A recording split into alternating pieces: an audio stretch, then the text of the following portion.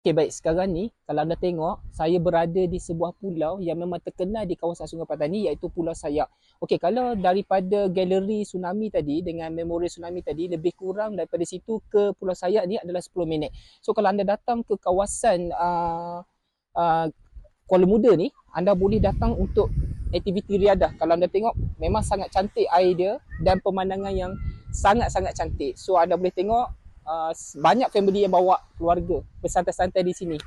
So Pulau Sayak ni salah satu pulau yang terkenal di kawasan Sungai Petani.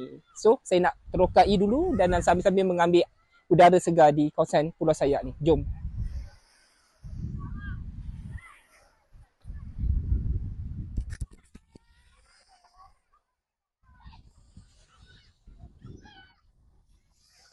Okey baik, sekarang ni kalau anda datang ke kawasan Pulau Sayak, kalau anda search je memang kebanyakan akan mengatakan mi udang adalah menu yang sangat special di kawasan sini. Tapi hari ini saya nak bawa anda pergi jelajah kedai-kedai makan yang menarik. Kita akan pilihlah salah satu kedai makan di kawasan di kawasan Pulau Sayak ni untuk bawa anda. Selain pada mi udang, kita tengok apa lagi menu menarik di kedai tersebut. Jom ikut saya.